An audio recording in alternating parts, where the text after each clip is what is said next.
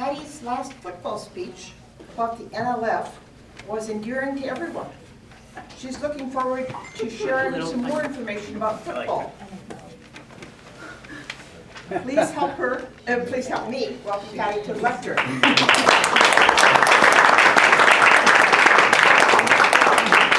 Her speech is called Do the Right Thing, and timing is 5 to 7 minutes. I struggled with the mot juste on my introduction, but I thought endearing was the appropriate word for my speech on football, which I gave here in 2015. So what comes to mind for all of you when you hear the word football? Boring. Wings. Concussions. Awesome? We had an awesome? I think of the fall crisp weather, the cheering crowds, the stadium. That was when I was about 13 years old.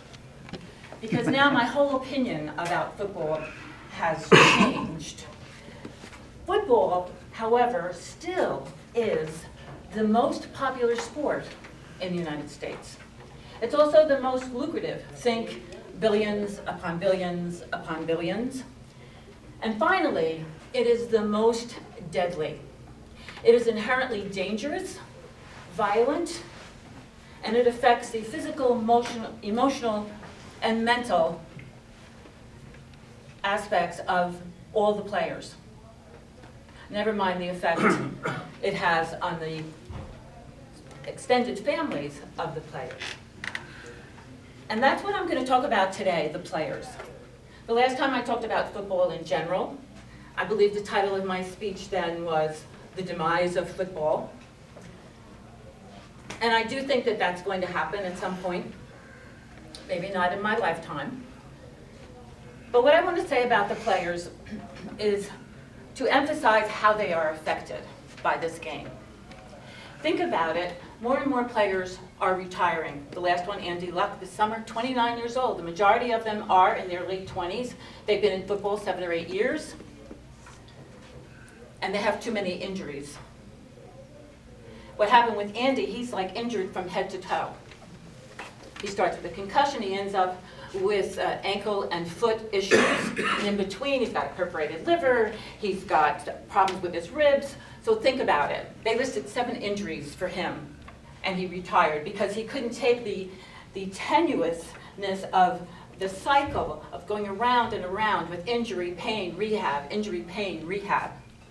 And then the horrible things that the fans said about him and how dare he, lead the game, but nothing from his teammates because they get it. Then there's the neurodegenerative diseases that they have, sometimes leading to suicide, severe depression.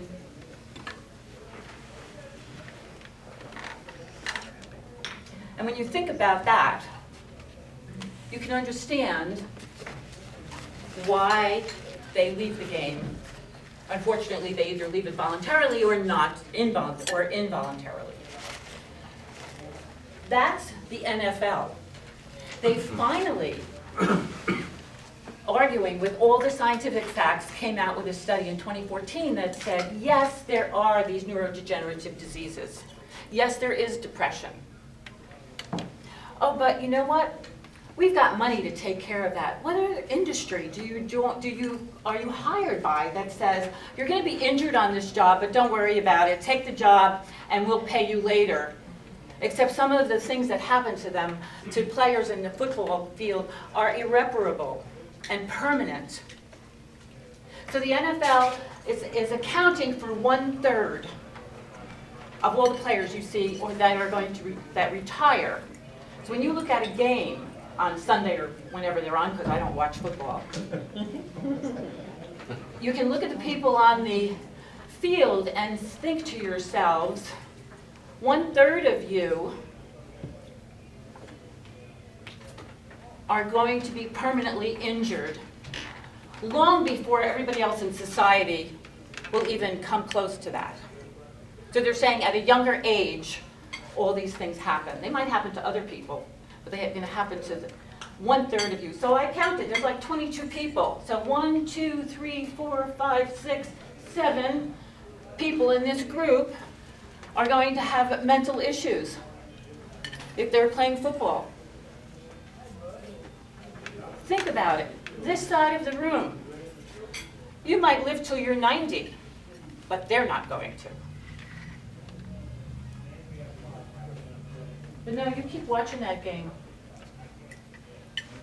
And it's not just the NFL, because actually the breeding grounds are that include Pop Warner. They started 5 years old. Are you kidding me? They started 5, and Dr. Ann McKee from Boston, she's head of the neurology and pathology at Boston University, and she says they shouldn't start to play football until they're 18. Their brains are developing so rapidly when they're between 8 and 12.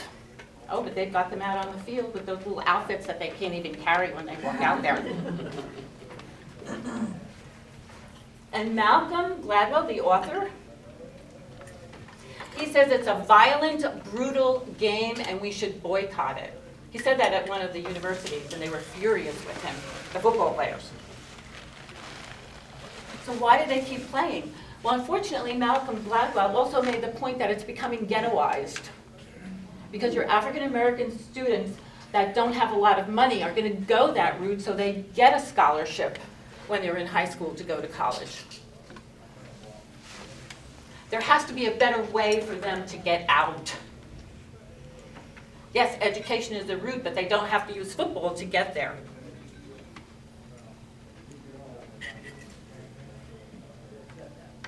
And here's a great point. Stanford University puts so much money into their football team. Over here, the 7 people. And at the same time, they're spending all this money to educate and to improve your minds for their students. A little bit of conflict. So here's my thing. Do the right thing.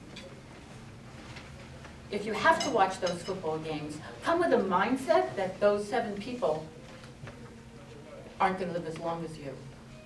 And what can we do about it? Do the right thing.